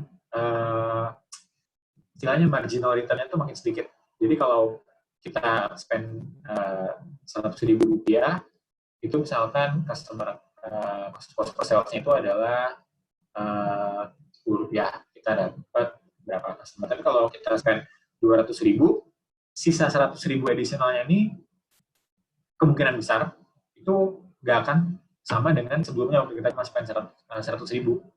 Kenapa? Karena kan kalau misalkan ini ada bakat, terus misalnya biasanya kalau kita pakai ads Facebook dan bakat ini, kita spend 100.000 oleh Facebook, kita udah dikasih 100.000 dan Tokopedia akan bisa untuk dapat market yang single.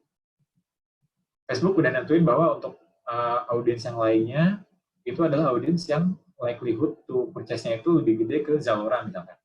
Nah, ketika Zalora dan juga Tokopedia naikin budget mereka, yang terjadi adalah akan overlap. Karena demand-nya itu kan terbatas ya. Demand-nya terbatas, audiens itu terbatas, jadi ketika overlap itu competition price-nya akan lebih besar. Satu, dan juga conversion rate-nya biasanya akan semakin kecil. Kenapa? Karena orang-orang yang sebelumnya Facebook tahu akan likelihood to purchase-nya tuh gede ke Zalora, bukan ke Tokopedia. Karena Facebook tahu, based on machine learning-nya, dia kalau ke Tokopedia nggak akan terlalu gede conversion rate-nya.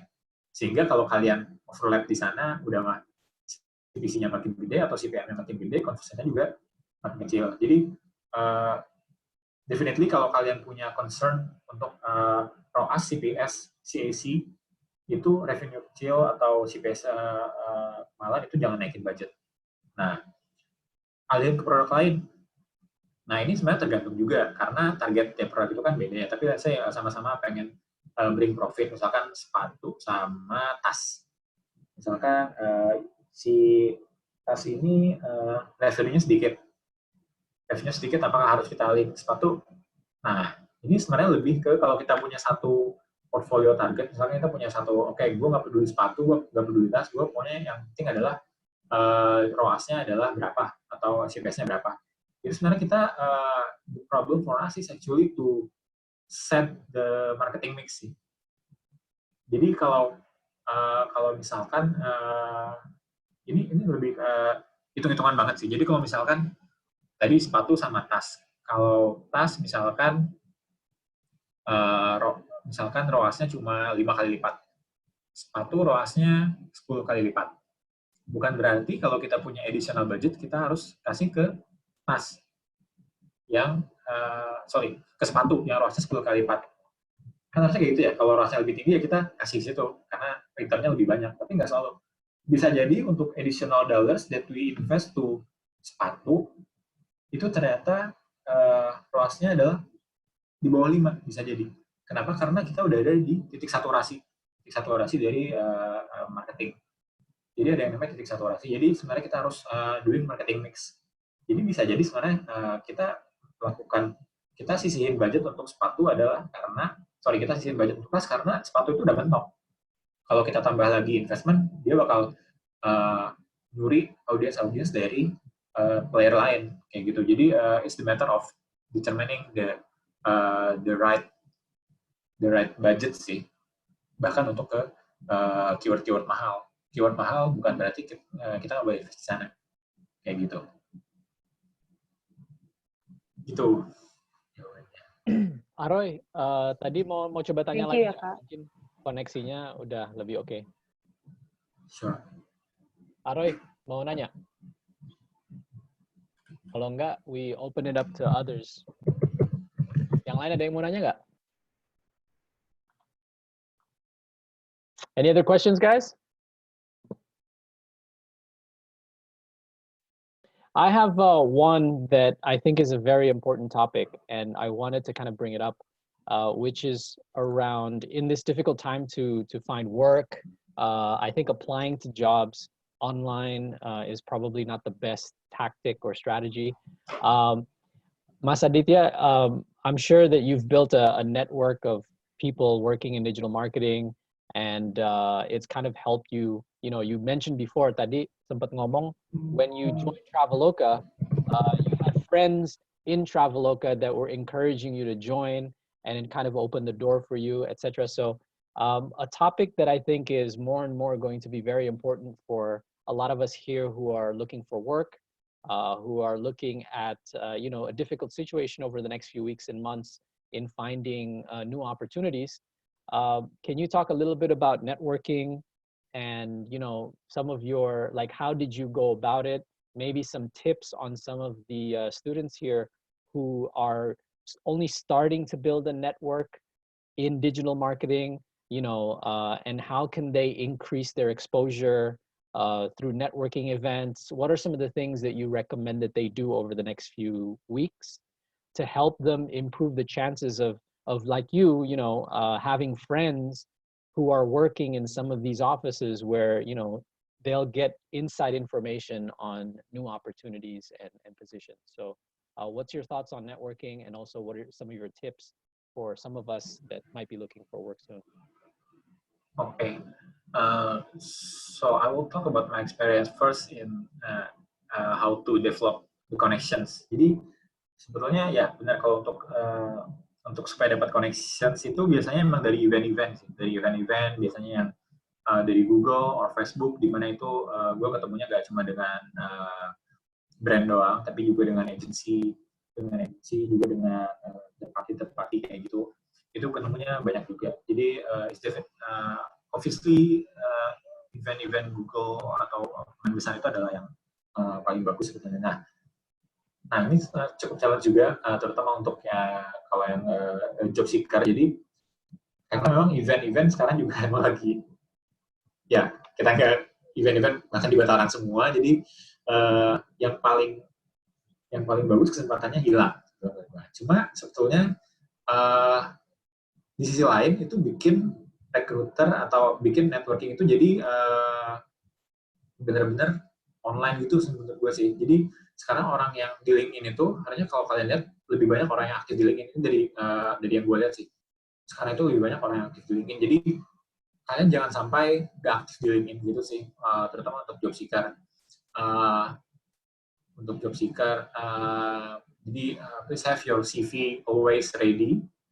Jadi kalau misalkan ada yang nanya, kalian udah siap dengan CV-nya, terus ya CV bikin sebagus mungkin yang benar-benar match to your desired company gitu sih menurut gue. Jangan sampai kalian bikin CV terus kalian apply ke 10 company-nya itu misalkan 5 yang travel, 5 yang apa, atau enggak 5 kalian sebagai digital marketing, 5 lagi kalian apply sebagai 5 kalian apply sebagai SEO, 5 lagi kalian apply sebagai SEM.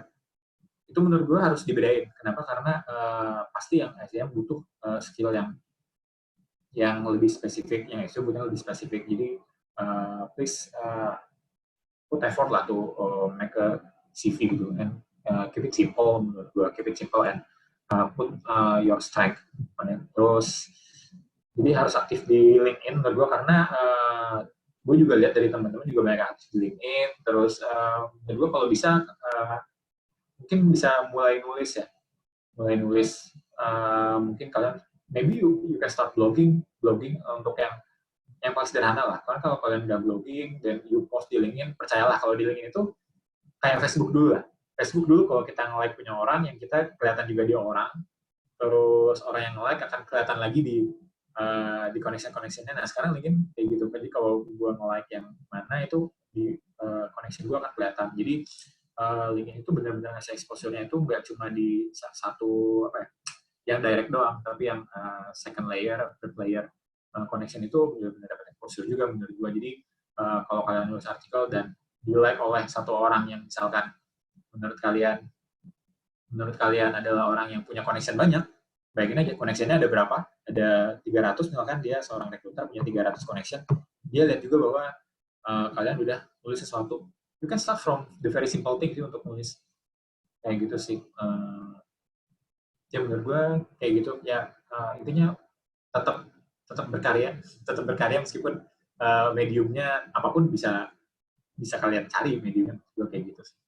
Mungkin di situasi normal cocoknya adalah untuk datang ke event-event offline gitu ya, dan mulai kenalan-kenalan langsung dengan orang-orang. Tapi dengan berkurangnya itu dan lebih banyak orang pada spending time online, ini juga waktu yang tepat untuk mulai nulis, untuk mulai bikin konten, untuk mulai sharing apa yang dipelajari selama ini gitu ya. So it's about teaching others what you learned, and dengan pengalaman itu you become more visible to potential recruiters, to potential network who are working in digital marketing, and it also increases your credibility once you know and able to teach others gitu ya. So the main point is depending on the context, and right now writing and publishing content is probably more effective because there's not a lot of offline events that you can go to, right? Mungkin ada tips lagi sih, Razi. Jadi in my opinion, kalian jangan takut untuk show off, apalagi kalau di LinkedIn. Ya untungnya kalau orang-orang yang di LinkedIn menurut gue adalah orang-orang yang udah tersaring juga, so there will be no people blame you if you made a mistakes. Misalkan kalau kalian nulis sesuatu ternyata salah, orang-orang di LinkedIn akan ngebenerin. Jadi jangan takut untuk show off gitu sih menurut gue, karena you will get the exposure dan orang akan lihat orang ini aktif, orang ini he's learning. Nah ini kalau misalnya ada complete stranger messages you on LinkedIn, right? Kira-kira yang bikin lo mau baca terus reply dan jadi network itu kira-kira pesannya what sort of stuff? I mean, I'm sure a lot of people contact you and stuff like that. But let's say we want to build our network through LinkedIn, right? Not just writing, but also reaching out to certain people. Kalau mereka ada teman-teman yang mau langsung ke Mas Adit terus langsung ngajak ngobrol, kira-kira approach yang menarik gimana? Or maybe Mas Adit juga pernah melakukan hal yang sama untuk build your network. Yep. Kalau menurut gue sih itu lebih harus ada personal touch-nya sih. Jadi you have to make sure that you are not sending the same message to all people. Pertama karena bisa aja ada miss juga. Karena gue pernah ada orang yang miss juga gimana cara supaya bantu supaya bisa lihat job posting untuk perusahaan X, bukan Traveloka dia bilang. And that's a very critical menurut gue, itu kesalahan yang besar menurut gue. Jadi make sure personalize your message gitu sih. Dan juga menurut gue kalau emang niatnya positif dan baik, gak ada salahnya untuk reaching certain people itu di berbagai macam platform sih. Jadi mungkin bukan cuma di LinkedIn. Kalau misalkan dia punya Twitter atau apa segala macam, itu sebenarnya mungkin gak ada salahnya. We are doing a 360 marketing juga lah. You are doing 360 marketing for yourself.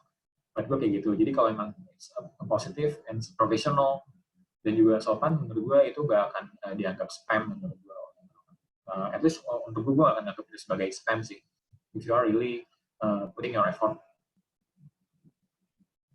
Dan kalau ada orang nanya-nanya minta advice or asking for your help on certain issues, you're usually more than happy to share gitu ya. And most people are more than happy to share their expertise, right? Sure. Karena orang malah kebanyakan malu dan gak berani gitu sih. Jadi even orang yang berani itu lebih well appreciated. Okay, so just to recap, one of the most difficult things I think for us, especially Indonesians, I know for myself, it's very difficult sometimes for us to, number one, what Aditya Reza mentioned, showing off in normal circumstances is probably not a good idea, but showing your skills is something that you're going to have to do gitu ya, to get attention. But also reaching out to complete strangers and who have backgrounds, who have technical backgrounds on LinkedIn, and building that network through, genuine, personalized questions. I think that's definitely something that most of us fear, and that we have to kind of break through that fear to be able to start getting our name in front of the right people to be able to be considered for some of the few jobs that will be kind of available for us over the next few weeks and months. So definitely something to look out for. Before we go, I mean, it's 8:35. If there's no questions, I'm going to end this. But if we do have questions, tergantung Mas Aditnya juga, we might take 1 or 2 more questions kalau ada. Boleh. Ada yang nanya nggak? Ada yang mau nanya nggak? Kalau nggak, ditutup.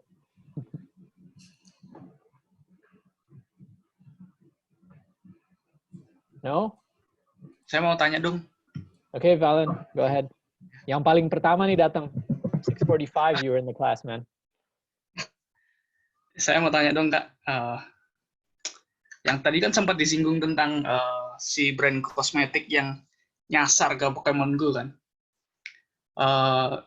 Menurut Kakak, impression yang didapat itu bukannya impression yang negatif atau positif sih? Karena kalau misalkan ada brand yang nyasar di situ, bisa jadi kan pikiran orang-orang itu brand ini ngapain sih, kenapa ada di Pokemon Go gitu kan. Jadi biasanya impression yang didapat kan negatif kan. Nah, menurut Kakak apakah itu efektif strategi marketing yang seperti itu? Karena juga saya lihat juga Shopee juga sempat itu kan sempat nge-remake iklannya Tokopedia yang BTS yang diganti sama si siapa itu namanya, yang penyanyi solo itu. Ya, jadi apakah itu merupakan salah satu strategi yang efektif menurut Kak Aditya? Thank you. Ya, ini menarik banget pertanyaan. Jadi kalau ngomong ya pakai itu strategi yang efektif, sebenarnya again tergantung ke tujuannya. Kalau tujuannya benar-benar cuma supaya orang tahu bahwa kita ada, menurut gue itu efektif. Karena itu ada, jadi di marketing itu ada strategi yang namanya distracting people. Jadi orang sampai ke distract, sampai orang tahu bahwa kebayang-bayang gitulah di benak. Itu akhirnya jadi good marketing strategi juga gitu. Contohnya yang distracting people itu, atau di TV itu kan suka ada iklan-iklan ya. Kalau konvensional, kita ngomong konvensional TV commercials itu suka ada iklan-iklan yang sebetulnya distracting, kita nggak suka, kayak iramanya kayak kita nggak suka, tapi itu diulang-ulang terus dan dia ada banyak, dan lama-lama kita jadi kebayang. Iklan Shopee kayaknya. Nah, iya. Makanya itu distracting. Mungkin at first itu distracting, tapi lama-lama kita tahu, dan kita, oh, itu emang target mereka. Wah, ternyata it works ya. Gue jadi tahu lagunya Shopee kayak gimana. So, the distracting people itu memang ada marketing strategi yang seperti itu menurut gue sih. Kayak dulu bener, ada juga yang kalau nggak salah one of our competitors itu dulu, jadi nggak usah sebut nama, jadi competitors kita kayak bintang-bintang itu pernah ada campaign-nya itu kalau nggak salah pakai campaign yang artisnya itu si TJ, kalau nggak salah TJ, yang dia kayak ada kalender, gambar kalender, terus dia lingkarin hari libur, terus tuh I found it really distracting at first. Jadi kayak ini kok iramanya gue udah suka banget. Terus tapi lama-lama gue jadi kepikiran juga, dan gue jadi tahu message apa sih yang mau disampaikan. Kenapa? Karena dia ada di TV, dia ada di app install, dia ada di SM juga, message-nya sama, dia di YouTube kayak gitu juga. Gue buka website ini ada dia juga. Jadi strateginya itu distracting di online waktu itu. Kalau gue rasa campaign-nya emang itu sih, distracting online. Yeah, so those kind of strategies to exist menurut gue. I call it disturbing, not distracting. But anyway, I have a question. So Aroy finally gave his question. Apa pengalaman paling berkesan waktu manage broad portfolio of SEM accounts di multiple countries? Di Indonesia, Thailand, Vietnam, Philippines, dan juga berbagai product categories. Oke. Yang pertama berbagai market dulu deh. Kalau berbagai market ini berkesan karena kita jadi maksa. Jadi karena gue manage banyak market, maksa gue untuk cari tahu, untuk baca berita apa sih yang terjadi di market. Karena kalau ada search volume yang naik atau turun, gue sebenarnya harus nyari tahu apa sih yang terjadi di market itu. Kayak misalnya kalau gue juga jadi tahu sebenarnya si seasonality dari time market itu apa. Jadi gue tahu kapan dia akan peak, kapan dia akan turun, kapan dia wrong signal, kapan dia correct signal, kayak gitu. Jadi untuk market itu berguna juga. Gue juga jadi tahu kapan gue harus jalan-jalan ke luar negeri, waktu yang tepat untuk buat gue jalan-jalan, karena gue tahu season yang bagus untuk jalan-jalan itu apa, dari ngelihat search trend. Terus kalau managing multiple products itu juga sebenarnya taunya, pengalaman yang berkesan adalah karena lebih karena ngelihat itu sih, behavior people dari nge-search itu sih. Jadi kan ada banyak banget search term yang masuk, itu benar-benar aneh-aneh. Kalau kalian lihat, kalau kita review search term yang masuk dari user itu, pokoknya aneh-aneh banget lah. Ada yang lucu-lucu, ada yang rada-rada search term yang tidak baik gitu. Terus pokoknya banyak banget. Apalagi search query di Google itu, kalau misalnya untuk setiap hari itu ada lebih dari 50% atau berapa, gue lupa, itu adalah search query yang baru di Google. Jadi bisa dibayangin search query itu variasinya itu benar-benar banyak banget. Jadi itu berkesan sih, gue tahu orang itu sebenarnya nyarinya apa sih di online itu. Kayak gitu. Oke, ada pertanyaan dari Chris. So, Adit, you mentioned a few times about leveraging internal data as competitive advantage. Now, for a startup, what do you recommend to be your preliminary data structure so that it can be useful for the future? Where should you start and how should you initially structure it? I think for our first-party data, of course, we have to establish our CRM data as good as possible. So we have to track not only on a conversion base, not only on event base, but we have to establish a really good. We have to make a good foundation of CRM data. Because what? Because at the end of the day, we are trying to advertise our product to customers. So there are real customers. There are real customers journey. We should treat people differently for different people treat differently. So like I said, if we treat people differently, we put our personalized message, we tailor our ads to certain people, I think they will think that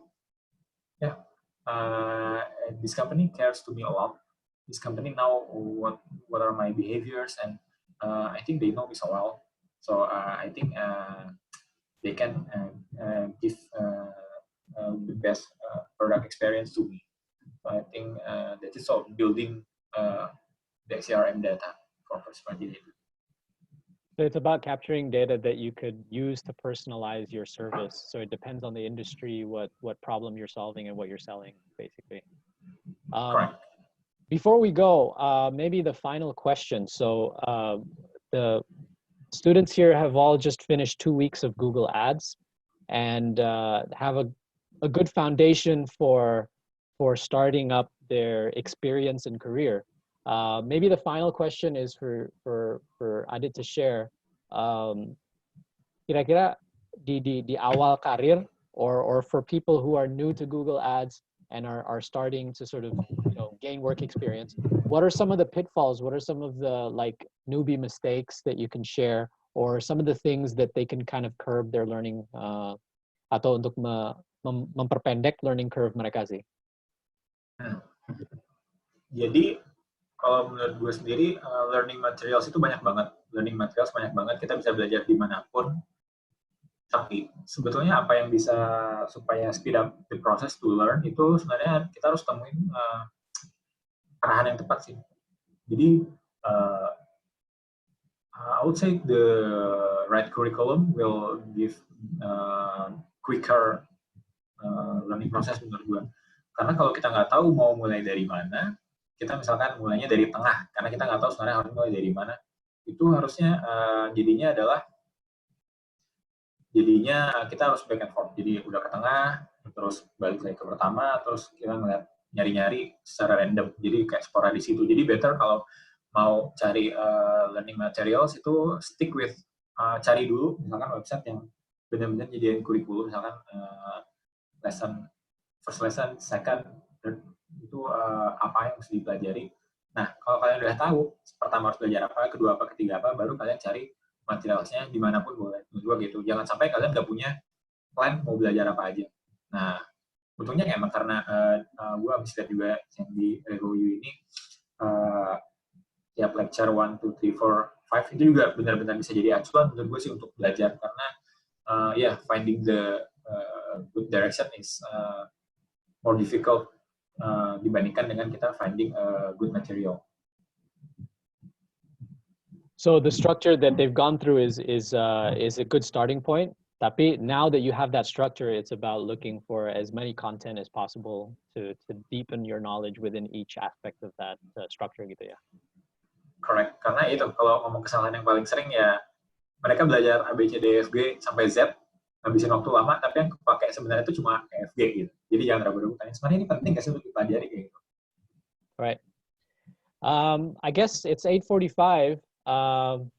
If someone begs to ask a question, maybe one final. There's someone there are people WhatsApping me to beg for one more question, as if it was the last performance of the Guns N' Roses World Tour. last song. Ada pertanyaan terakhir. Siapa Razi, I have questions. Andrew, all right. Halo Dit, kenalin gue Andrew. Halo. Mau tanya, kalau sekarang kan lagi kondisi yang banyak limitations di mana-mana, termasuk travel kan. Jadi gue ada 2 pertanyaan. Pertanyaan pertama adalah, so far dari pengamatan lu, dari data-data yang lu punya, ada shifting behavior nggak sih dari apa yang orang cari? Apakah mereka tendensi nyari tiket atau I don't know untuk tahun depan karena mereka tahu tahun ini nggak bakal bisa pergi atau gimana? Jadi kayak mungkin ada behavior unik nggak yang lu perhatiin dari data yang lu lihat sekarang? Itu satu. Nah, dengan behavior unik yang berubah, ada nggak shifting strategi dari kalian, Traveloka, untuk ngelakuin campaign yang biasanya kalian lakuin sekarang? Itu doang sih pertanyaan gue. Thank you.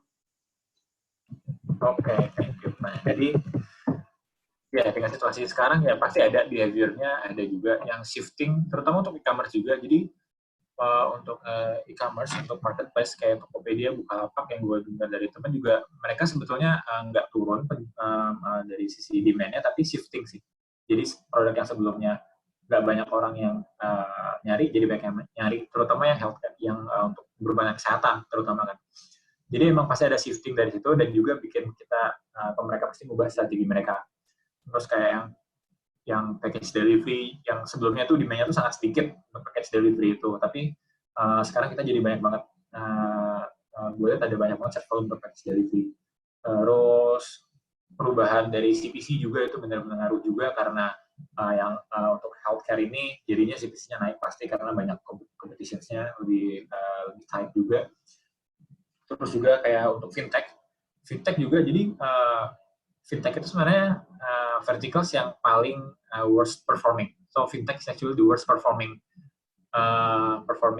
SM industry sih. Jadi in terms of CTR and also conversion rate, usually they report very bad performance for fintech. But at least for now, they see an increase in search volume and also the CTR also increase. So fintech juga makin bagus itu.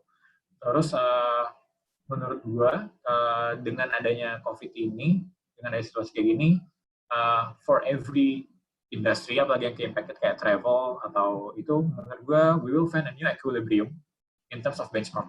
Jadi kalau sebelum COVID ini kita, so you know we have compete with competitors for 4 years, 5 years. Dan kita CPC-nya itu naik terus pasti, CPC-nya naik karena makin banyak player-nya.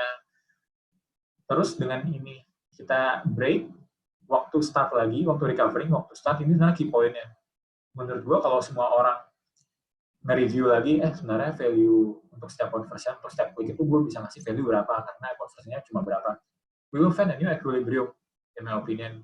In that case berarti it will bring benefit to most of players sih, asalkan nggak ada pemain yang KPI-nya burn rate, menurut gue kayak gitu. Karena at the end everyone will have a max sales CPC, CPS, CPA, and ROAS menurut gue kayak gitu will find a equilibrium hopefully, karena kalau semua orang cuma burn rate itu hanya akan menguntungin Google. So Google will get the most benefit if we all compete without knowing whether it is profitable or not. I think that's my answer. Thank you. Thank you. Yep, sama-sama. So, any other requests, Matteo? No, let's finish that for Adit. Adit, thank you very much for your time tonight. Any final words you want to share to the group? Ya intinya karena mungkin mostly job seeker atau fresh grad juga, sebenarnya jangan ragu untuk tetap yang tadi gue bilang sih, jangan ragu untuk show off gitu menurut gue.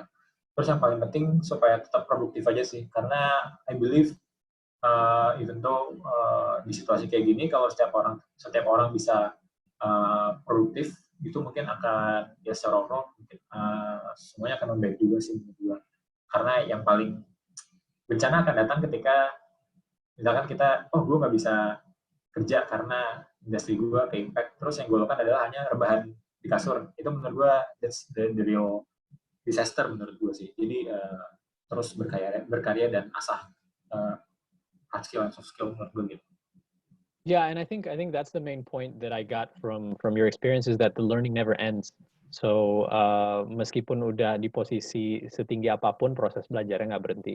Apalagi sekarang, now that we're at home a lot, it's very important to not just stay healthy but stay productive. So with that, we should probably rest. And thank you, Adit, for your time and for going above and beyond 8:30.